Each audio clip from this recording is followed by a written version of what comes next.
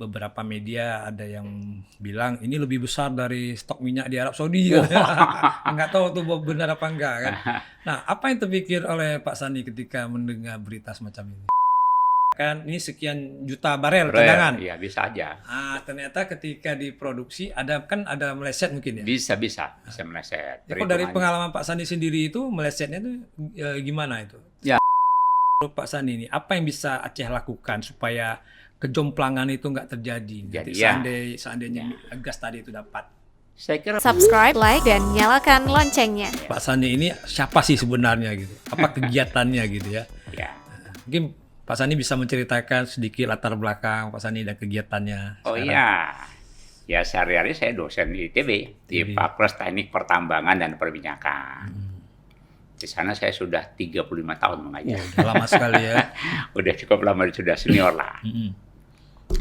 Biasanya di fakultas itu saya mengajarkan tentang bagaimana eksplorasi, ya, khususnya pelajaran seismik eksplorasi. Saya sudah berpuluh tahun mengajar seismik eksplorasi. Dan seismik eksplorasi ini adalah salah satu cabang ilmu geoscience, ya, ilmu pengetahuan geoscience, untuk mengetahui bagaimana keadaan bawah tanah di dalam bumi. Untuk kepentingan mencari cadangan migas, untuk mencari batu bara, mencari emas, itu kan segala sesuatu lah, sumber daya alam termasuk geotermal. Itu pekerjaan saya dan mengajar di bidang itu, eksplorasi namanya. Jadi di Fakultas Teknik Pertambangan itu ada dua guru besar lah, namanya exploration, eksplorasi, mencari, kerjanya mencari, dan exploitation. Itu adalah, kalau exploration itu bidang ilmunya ada geologi, geofisik, geofisika. Ada geo-geonya lah. Geo. Geodetik kita termasuk bidang-bidang geo exploration. Namanya eksplorasi, dia mencari tugasnya. Dan yang kedua adalah exploitation, eksploitasi, mengambil.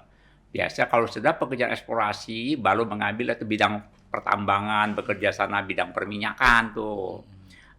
Udah implementasi bagaimana menarik itu migas ke atas.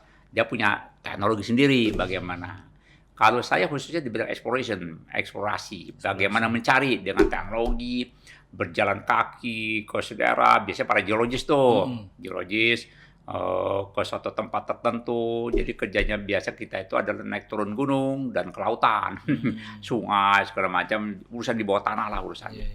Nah begitu, sehingga kita bisa mendapatkan sumber daya alam yang tidak terlihat dengan mata, tapi di bawah permukaan sana seperti minyak bumi, gas hidrat, geotermal, itu adalah bagian dari Fakultas Teknik Pertambangan dan Perminyakan tugasnya. Nah, ketika Pak Sandi awalnya berkecimpung di bidang itu, jadi mula-mula mengajar lah di ITB. Apakah bidang ilmu itu masih baru atau sudah mulai berkembang? Oh ya, waktu saya ke sana masih baru. Ya. Bidang yang unik, yang sangat berbeda. Saya mengambil bidang itu juga bidang yang tidak populer. Tidak populer. Ya, mungkin terbayang susah gitu ya. Nah. Jadi anak-anak Indonesia waktu itu, aduh ngapain di situ. Iya betul. Biasa bidang populer itu bidang mesin, elektronik, sipil. Itu bidang-bidang populer. Saya biasa mencari bidang yang tidak populer supaya kita menonjol di situ. Less competition mungkin ya. Dan sampai hari ini mencintainya lah, Prof. Sangat mencintai, karena saya urusan bawah permukaannya tidak terlihat dengan mata, dengan kemajuan teknologi terlihat dengan mata. Maka doktor saya mengembangkan namanya geotomografi. Geotomografi. Apa itu, Prof? Itu ilmu seperti tomografi atau scanning tomografi dalam dunia kedokteran. Kalau orang awam menyebutnya ronsen lah. Ya, ronsen benar-benar. Ronsen selama ini untuk dunia dokter. Ronsen kan luar biasa kemajuannya. Berarti perut bumi ini sekarang bisa di ronsen. Bisa di ronsen. Itu dokter saya teknologi itu. Iya. Saya penemuan saya di bidang teknologi ronsen itu. Jadi teknologi ronsen ini berkembang pesat sekarang. Apa aja dengan pendekatan teknologi dironsenkan. Bisa dengan pendekatan elektromagnetik, gelombang, dengan metode seismik, bahkan sekarang dengan bentuk elektrik. Jadilah elektrik prospektik, elektrik tomografi, elektromagnetik tomografi.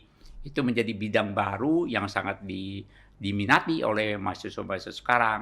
Berkembang terakhir menjadi imaging teknologi namanya, teknologi pencitraan. Seperti layaknya kita melihat bawah permukaan itu seperti visual, terlihat. Oke, divisualisasikan. Divisualisasi colorful, berwarna, real time, Ini batu kemudian apa, ini batu betul, apa, gitu. bahkan 3 dimensi bisa kelihatan bagaimana reservoir migas, batuan jenis apa, pelapisannya berapa, kedalamannya berapa, volumenya berapa, bentuknya bagaimana, itu bisa digambarkan. Unsur-unsur yang terdapat juga bisa dibaca itu. Bisa dibaca. Wah, Itu teknologi sekarang tuh luar biasa. luar biasa. Nah, di Jepang saya di Kyoto University saya belajar itu.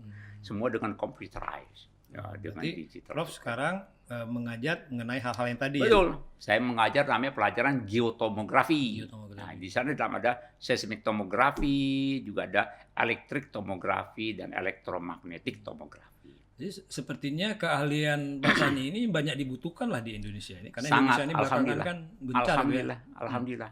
Memang bukan saja Indonesia, dunia membutuhkan. Dunia. Jadi membutuhkan bagaimana menjadi imaging teknologi yang terlihat langsung visual. Misalkan ada problem reservoir, kelihatan bagaimana bentuk reservoirnya, tebalnya berapa, kemudian physical propertiesnya bagaimana, sifat fisiknya. Jadi batu mengeksploitasi tahu dari mana pemboran dilakukan. Itu dibantu dengan imaging teknologi namanya, teknologi pencitraan. Prof, Gitu. berarti pernah terlibat Prof dalam pencarian gas ataupun minyak Alhamdulillah ini? banyak. Bisa banyak diceritakan tuh Prof beberapa mungkin sekali. pengalaman. Terakhir saya dapat pekerjaan dari Pertamina untuk Kutai Basin. Kutai Basin di Kutai Kalimantan Basin, di ya? Kalimantan Timur.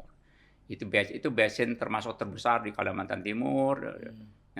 Basin itu milik Pertamina. Tentu produktivitas pengen meningkat. Itu rutin. Jadi kerjaan kami melakukan penelitian mendetail dan itu ada multidisiplin juga di dalamnya. Jadi kita bersama para ahli kumpul bagaimana bisa meningkatkan produktivitas reservoir migas di situ. Gitu. Apa tadi Kutai Basin itu sudah eksploitasi? Sudah eksploitasi. Sudah. Dan sudah ada beberapa sumur. Biasanya kita meneliti masing-masing fungsi sumur itu. Bagaimana kandungan sumur ini supaya produktivitas bisa dipertahankan, minimal tidak turun terlalu drastis gitu kan. Gitu. Nah, dari pengalaman Pak Sani sendiri antara masa eksplorasi hingga masa eksploitasi itu kira-kira berapa lama tuh? Tergantung problem yang dihadapi, termasuk kedalaman, formasi yang ada gitu. Biasanya panjang itu, pekerjaan kami itu pekerjaan yang panjang, itu bertahun-tahun. 5 tahun lebih mungkin? Bisa lebih ternyata 5 tahun. Jadi memang pekerjaan kami panjang dan pekerjaan semua biasa di hutan, di laut. Jadi jangan heran melihat saya hilang, tiba-tiba kemana nih? Pak Sani hilang, udah itu sedang di hutan. Jadi bidang yang langka dan dibutuhkan ya. Betul. Nah, dalam apa tadi eksploitasi itu hambatan yang paling menantang tuh apa menurut Pak Sandi? Apa hambatannya? Atau jangan-jangan nggak ada hambatan? Ada banyak. Biasanya tantangan terbesar tadi kita itu pekerjaannya adalah pekerjaan berat. Namanya eksplorasi itu dimasuk dalam hutan, naik turun gunung, di lautan yang luas, biasanya sangat membosankan, sangat jenuh di lapangannya, sangat melelahkan lah. Jadi butuhkan orang yang punya mentalitas yang kuat, punya fisik yang bagus dan otak yang encer. Oh, jadi setara Kopassus mungkin. Betul. Saya kira betul. Karena biasa kita itu orang yang pertama. Orang lain belum bekerja, kamilah yang bekerja di bidang exploration. Jadi orang-orang RPKD-nya gitu ya. Iya, perintis ya, pasukan perintisnya ya, betul. Yang membuka jalan untuk masuk pasukan lain ya. Di mana orang lain belum masuk, bidang saya dulu yang pertama kali masuk ke depan. Apapun bidangnya dia kerjakan. Itu selalu di awal dan paling awal. Dan di awal itu biasanya mengerikan. Hutannya masih belantara banget. Atau lautannya masih luas banget, tidak tahu tujuannya kemana. Lautan begitu luas ya. Iya, benar-benar. Saya jadi mikir kalau di lautan kita menandai satu titik itu gimana caranya? Itu dengan teknologi sekarang, dengan GPS, dengan satelit. Koordinat bro ya? Iya dong, koordinat. Zaman dulu nggak sukar itu. Iya. Apalagi peneliti geologinya, karena ditutup air laut tuh kan. Iya, tidak terlihat bagaimana batuannya.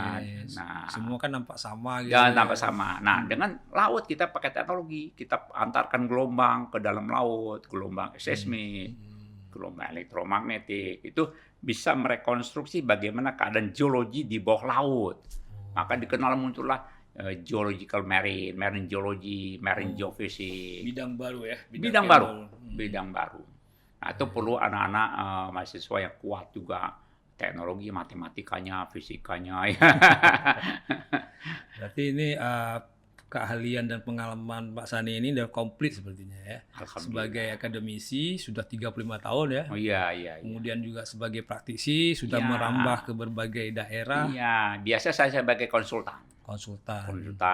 Berbagai macam problem sumber daya alam, termasuk minyak, gas, geotermal, pencarian emas gitu, batu bara gitu. Nah, ini kita masuk nih ke yang menarik nih, sedang di Aceh ini kan. Oh iya, Baru-baru ini kan ada diberitakan ada penemuan minyak ya di Laut Andaman betul. dalam jumlah yang sangat gigantik lah, Iya, jumlah betul. besar. Bahkan beberapa media ada yang bilang ini lebih besar dari stok minyak di Arab Saudi. Nggak tahu tuh benar apa enggak kan. Nah, apa yang terpikir oleh Pak Sani ketika mendengar berita semacam ini? Ya, tentu bersyukur kalau benar. Tapi kadang-kadang ekspektasi berlebihan ya. Ini mungkin Itu dari- perlu penelitian yang mendalam supaya ekspektasi tidak berlebihan. Dan ini tapi ekspektasi penting. Para investor bisa masuk, sekaligus menjajakan kebenaran, menjajakan ke investasi dia bisa masuk. Karena biasa bekerja di bidang migas, lebih lagi di laut lepas, itu biayanya super mahal. Tapi bagaimana investor tetap menarik? Tentu penelitian-penelitian diperlukan untuk meyakinkan di situ ada migas atau tidak. Nah, tapi tahapan untuk membuktikan itu kan mahal, panjang. Itu dalam proses exploration. Dengan melakukan penelitian geologi, regional geologi, kemudian melakukan penelitian geofisik. Ada kalau di laut biasa pakai marine seismic laut, seismik laut dengan teknologi canggih semua. Jadi saya pernah juga di laut panjang. Saya di Teluk Boni, di Laut Banda, saya berbulan-bulan di tengah laut. Yaitu kerjaan memang membutuhkan mentalitas yang tinggi dan keberanian juga. Karena ombaknya tinggi. Ini pulang nggak nih? Itu dia. Iya, nah. Jadi saya pernah di Halmahera, di Laut Banda, mencari minyak di laut lepas itu sampai mendekati Australia. Karena biasa itu di batas lempeng atas Australia Plate, lempeng Australia dengan Indonesia itu kemungkinan banyak akumulasi migas di situ. Kalau bahasa apa terjebak ya? Betul, Ada terjebak, gas-gas betul. yang terjebak di situ. Betul. Saya waktu itu masih muda belia tentu. Tidak peduli itu, berani aja. Karena tidak tapi sudah berjalan dengan waktu, sudah berubah umur. Tentu yang berat-berat itu anak-anak muda diserahkan yang lebih muda. Regenerasi lah. Regenerasi. Nah, menurut penjelasan dari Kepala Dinas Pertambangan yang pernah kami hadirkan di podcast. Oh, pernah ya? Nah, itu katanya ini sudah tahap pembuktiannya sudah. Ah ya. Nah, artinya ini tahap selanjutnya saya nggak tahu nih ya, setelah pembuktian tahap apa lagi, apa masih studi Banyak lagi? studi masih panjang. Masih Jadi panjang gitu ya? masih panjang biasanya sampai benar-benar bagaimana keadaan porosity-nya, proses reservoir. Biasa kita ambil core, drilling, kita melakukan downhole seismic. Ada downhole seismic namanya. Kita masukkan transducer ke dalam lubang bor. Kita meneliti bagaimana keadaan reservoir situ, porositasnya bagus atau tidak, permeabilitasnya bagaimana, untuk meyakinkan bahwa itu kualitasnya bagus. Begitu dinyatakan kualitas bagus, biasanya berebut tuh para investor, meyakinkan. Tapi harus terbukti itu. Biasa core dia diangkat dari dalam bumi, dari kedalaman Andaman itu sekitar 3,5 kilometer, 3.500 Kedalamannya ya? Kedalamannya, dalam sekali. Oleh karena itu Kedalaman itu diukurnya dari dasar laut ya? dari muka laut. Oh, dari muka laut. Muka laut. Jadi muka biasa titik nol muka laut, tapi tentu dihitung dari dasar laut ke bawahnya berapa ya, dasar laut bawah. Nah, itu problem di dalam industri migas tuh semua harus high tech. Tapi dengan high tech juga high cost. Oh, high return gitu. Itu. Tapi high benefit. Iya, high benefit. Gitu.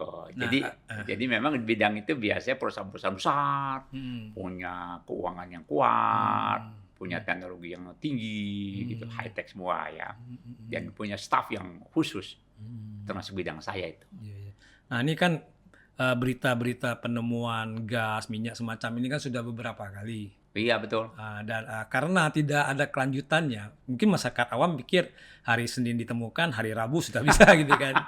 Nah, padahal mungkin dia masih butuh waktu yang lama Butuh lagi waktu yang seperti itu. betul. Nah, kemungkinan misalnya lah sudah dibuktikan, kemudian ada studi-studi, terus ternyata bisa dieksploitasi. Biasanya tuh melesetnya tuh gimana tuh, Prof? Maksudnya apa? Gini, misalnya waktu di tahap eksplorasi diperkirakan ini sekian juta barel Rare, cadangan. iya bisa aja. Ternyata ketika diproduksi ada meleset mungkin ya. Bisa meleset. Ya, kok dari pengalaman Pak Sandi sendiri itu melesetnya tuh gimana itu? Ya. Masa saya meleset sih. Iya. Istilahnya. Tergantung biasanya banyak faktor, terutama waktu akuisisinya harus dengan benar dulu, kemudian karakteristik sifat fisiknya dari reservoir itu bagaimana. Biasa estimasi awal kurang bagus lah di awal, lama-lama mengerucut. Biasa kita tambah tuh berbagai macam metodologi yang kita canggih. Biasanya seismic exploration regional dulu, baru lebih detail, baru biasa tomografi tuh, seismografi, downhole seismic, logging, coring, banyak amat. Banyak. Banyak untuk karena apa? Begitu dibor, biaya pemboran kan mahal, apalagi di laut dalam, gitu kan, mahal sekali. Oleh karena itu harus meyakinkan semua pihak. Jadi biasa habis ada penemuan tuh ditawarkan dulu ke pihak-pihak tertentu yang berminat nih. Berarti nanti bisa jadi pihak yang berbeda lagi ya? Bisa Misal sekarang ini yang di Laut Andaman ini kan perusahaan Mubadalah namanya tuh. Bisa jadi nanti kita anggaplah jadi kan perusahaan operator itu lain lagi ya? Lain lagi bisa, karena bisa misalkan uangnya tidak kuat gitu kan, bisa berjalan waktu, wah ini biaya sudah habis, ganti. Bahkan udah dianggap tidak prospek, bisa begitu. Tiba-tiba datang perusahaan lain lagi dan membawa teknologi baru, ternyata berubah jadi prospek, termasuk di Papua. Dianggap pertama itu wilayah itu tidak prospek dianggapnya. Tapi dengan teknologi baru, ada dengan meyakinkan dengan konsep geologi yang bagus, itu yakin ada. Dengan masukkan teknologi baru berubah, ternyata super. Gitu, bisa begitu. Karena ini bermain dengan teknologi.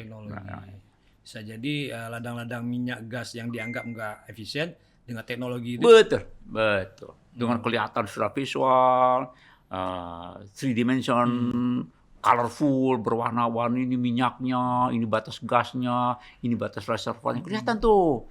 Kemudian minyak dalam itu seperti itu, ada bawahnya itu ada air, minyak, di atasnya gas tuh, biasanya jadi satu tuh. Lapisan-lapisan. Betul. Di dalam formasi batuan. Iya. Jadi jangan dianggap ya seperti kolam, bukan. Dia di dalam batuan.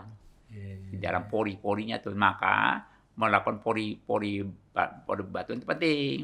Porosity, istilah porositas. Porositas batuannya. Biasanya porositas yang baik itu sandstone, batuan pasir. Karena itu pasir punya butiran dan punya lubang-lubang porositas. Itu pori. Atau batuan lain namanya limestone, batuan apa bahasa Indonesia? Batuan gamping. Itu biasanya adalah punya porositas yang tinggi. Nah, biasa itu dilakukan. Ini udah kayak kuliah ini. Podcastnya udah seperti kuliah ini. Jenis-jenis batuan. Iya, betul. Kuliah jenis-jenis batuan. Nah, apa ya? Kalau tadi kan ini kan menyangkut pembuktian yang sangat sulit ya. Apakah dibutuhkan pihak lain untuk memverifikasi hasil temuan ini? Biasa begitu. Biasa begitu. Jadi tidak bisa mengandalkan satu ahli tertentu, tapi perlu verifikasi ahli lain atau bidang lain dengan kacamata yang perspektif beda untuk meyakinkan itu ada atau tidak dan kualitas hasilnya sejauh mana, volumenya berapa, kedalamannya berapa untuk memastikan. Kemudian ditawarkan lagi tuh setelah itu biasa begitu ke pihak lain yang pengen investasi situ. Investor pun kan perlu pembuktian yang lebih akurat ya. Di situ peran para ahli kepakaran itu beradu argumentasi dengan konsepnya masing-masing, dengan teknologi yang dibawa masing-masing, berseteru satu dengan lain. Itu kayak musyawarah gitu ya? Apa? Nggak ada. Kayak musyawarah misalnya kayak di dalam forum-forum gitu ya? Bisa jadi musyawarah, bisa jadi bertentangan. Tapi dengan argumentasi ilmiah tentu, sangat saintifik sekali. Di situlah para periset berfungsi, berperan. Jadi berdebat tuh demi kebenaran, mencari kebenaran lah itulah. Bukan sentimen. Nggak boleh. Nggak boleh sentimen. Iya, iya, Atau nggak suka gitu ya. Ya mungkin dia nggak kebagian atau Nggak gimana. kebagian. Nah, itu benar-benar biasanya perdebatan ilmiah. Ilmiah, ya. Jadi semoga suatu statement dipertahankan secara ilmiah. Ini Prof, saya tiba-tiba teringat kalau Prof bilang tadi ada perdebatan-perdebatan, saya teringat, saya pernah baca mengenai sumur Lapindo. Lapindo ya. Nah, Ya. itu kan ada perdebatan tuh. Iya, Ada memang. dua pihak yang bertolak belakang gitu. Betul, betul. Apa mungkin seperti itu ya? Bisa jadi. Jadi, ya. Bisa jadi. Tapi bisa juga saling menguatkan. Bisa saling menguatkan. Benar ini. Di perapisan ini ada minyak. Kami membuktikan dengan data kami ini, data itu. Semua bisa saling membantu. Saling menguatkan aman lah berarti. Itu ya. Biasa Lanjut begitu. ya. Biasa itu yang kita cari. Jadi para ilmuwan itu gunanya mencari kebenaran yang sebenar-benar dengan kacamata yang berbeda-beda. Maka kami biasanya ahli geologi, geofisik, minyak, kadang-kadang berdebat satu dengan lain dengan ilmu yang berbeda. Dengan kacamata berbeda-beda. Tapi nanti ujungnya satu. Disepakat memang benar-benar minyak. Di bawah tanah kita tidak bisa melihat dengan bagus. Nah, dengan membuat teknologi sekarang memungkinkan seperti bidang saya, seismik tomografi meyakinkan ini reservoir ada. Pada kedalaman sekian, tebalnya sekian, berapa volumenya, gitu. Sampai kualitasnya pun bisa. Namanya istilah quality control itu paling penting. Nah ini kan penemuan gas di Laut Andaman, South Andaman ini kan jaraknya 100 km Ya, lebih. 120 km 120 dari pantai. Nah ini kan nanti produksi minyaknya itu, kilang minyaknya apakah di lautan atau di daratan itu kemungkinan? Tergantung nanti perhitungannya. Tapi kalau ini kan di tengah laut sekali, jauh, kemungkinan di laut lebih dominannya. Lebih dominan. Nah, tapi mengingat Aceh juga dulu waktu Arun ada pipeline-nya, ada pipanya, bisa dimanfaatkan. Artinya bisa dipindahkan ke darat. Jadi digeser sedikit dari laut ke darat karena mungkin masih bisa dipakai fasilitasnya dulu, masih bagus. Ya perlu penelitian lebih mendalam lagi tentang fasilitas yang ada dulu. Gitu. Karena apa? Biasanya perusahaan itu pengen efisien dong. Pengen efisien, kalau bisa tidak keluar uang lagi banyak, dengan dikit dapat penghasilan banyak, begitu kan? Itu kan sesuai dengan konsep ekonominya. Nah, kita anggaplah berhasil nanti kan. Dan kita tidak ingin mengulangi apa yang terjadi di Aceh Utara dulu. Artinya ada satu perusahaan minyak yang kaya raya, Arun, tapi masyarakat sekitar miskin lah gitu ya. Masya Allah. Maksudnya betul. Gapnya jauh ya, jomplang orang Jawa bilang. Ya. Nah ini kira-kira menurut Pak Sani ini apa yang bisa Aceh lakukan supaya kejomplangan itu nggak terjadi? Jadi, seandainya gas tadi itu dapat. Saya kira banyak cara yang dilakukan. Di mana pemerintah daerah sekarang bisa memungkinkan dengan ada BPMA, dengan ada PT PEMA, segala macam, artinya bisa bekerja sama dengan bagus. Jadi oleh karena itu PT PEMA juga harus punya ahli dong. BPMA harus punya ahli sehingga bisa bergening, ikut serta dalam proyek bersama itu. Jangan di Aceh diabaikan. Artinya anak-anak muda Aceh pun bisa ikut. Nah, misalkan dia alumni mana begitu ya, bidang perminyakan, misalkan mahasiswa saya sendiri berasal dari Aceh, diikutsertakan di situ supaya ikut berpartisipasi dalam eksplorasinya, eksploitasinya. Bahkan mestinya perusahaan-perusahaan daerah pun ikut serta. Ya punya saham berapa bagian persen. Bahkan kalau bisa lifting migasnya dapat. Dulu pernah bersepakat dulu 70-30 kan. Iya, dari kalau bisa, ya. waduh kalau bisa 70-30 ini super bagi Aceh. Tiba-tiba kaya raya tuh. Nggak usah kerja orang Aceh. Nggak usah kerja. Bagi-bagi seperti orang Arab Saudi kan. Tinggal bagi-bagi uang kan. Mimpinya sih gitu. Mimpi. Boleh mimpi dulu aja. Benar-benar. Tapi saya kira begini perlu dilakukan oleh pemerintah daerah, terutama oleh gubernur. Jadi gubernur pun harus punya pengetahuan supaya bergening. Ya kan, punya pengetahuan yang cukup. Begini kan dunia sekarang dunia lobbying penting itu. Bergening lobbying, bagaimana jalannya itu pandai-pandai aja dengan pemerintah pusat, dengan perusahaan-perusahaan yang berperan di situ. Tentu didampingi dengan para ilmuwan yang ada. Nah, supaya data real gini, wah kalau begini bagaimana kami negosiasi agar Aceh punya saham sekian persen, kami bantu Bapak punya karpet merah, kami berikan begini-begini. Begitu, itu namanya lobby. Wah, harus dilakukan lobby. Pandai-pandai lobbying. Karena memang pemimpin itu juga pandai lobbying dengan para investor, dengan pemerintah pusat, bahkan dengan negara-negara lain. Bisa. Tapi dengan untuk melobi itu kita harus tahu informasi Iya sebelumnya. dong, tahu ilmunya juga. Ilmunya juga gitu. Jadi jangan menuntut tapi nggak tahu sebenarnya apa Nggak yang bisa. sedang terjadi. Apa yang dituntut? Jangan-jangan dituntut beda-beda. Ini kan ada beberapa calon investor mungkin gara-gara terlalu banyak tuntutan dari pihak-pihak yang nggak jelas itu kan. Iya. Dia angkat kaki. Iya, angkat kaki itu sangat rugi. Oleh karena itu tuntutan saya tepat pada target yang dituntut supaya tepat, jangan-jangan salah tembak. Merugikan karena investor itu dia serius loh, bukan tidak serius. Investor serius, dia mengeluarkan uang banyak. Iya. Begitu tepatnya begitu jauh dari negaranya. Risiko semua. Risiko luar biasa, risiko keuangan, bahkan risiko dirinya, segala macam lah. Kalau Jadi- orang masyarakat bilang ini duit keluar terus nih. Betul, memang begitu. Memang di bidang ini sangat high cost, costnya sangat tinggi, tapi high benefit. Jadi kalau untung, misalkan uang mengeluarkan 5 triliun, dia bisa mendapatkan misalkan 50 triliun, itu kan luar biasa. Pasti dia kejar apapun. Iya. Kita nih udah banyak nih ngobrol-ngobrol. Oke. Mulai dari sisi saintifiknya, pengalaman Prof ya, mungkin kebijakan ke depan itu bagaimana kan. Sekarang Prof, selain mengajar di praktisi, ada ikut organisasi yang lain mungkin? Ya banyak juga. Karena saya dari mudanya dulu, dari mahasiswa dulu sedang berorganisasi. Saya yang tidak lepas dari ICMI. ICMI sekarang ya. Ikatan Cendekiawan Muslim Indonesia. Saya sebagai wakil ketua umum, khusus bidang ekonomi dan pengembangan ekonomi umat. Ya, ini tugas saya sekarang. Sebelumnya saya di ICMI sebagai Dewan Pakar. Tapi sekarang ini saya benar-benar bagaimana menentukan kebijakan-kebijakan pemerintah dan banyak memberikan masukan kepada pemerintah pusat. Berbagai macam bidang, ekonomi, sosial, budaya, bahkan agama juga. Begitu. Dan setahu saya Pak Sani ini apa putra Montasi bukan? Ya, Kelahiran Montasi ya? Montasi. Awak Aceh Rayu ya? Pion, Gampung Pion. Ya kembali membangun kampung lah ya. Insya Allah. Tapi saya memang belum banyak punya kesempatan di sini ya. Saya lebih banyak di luar.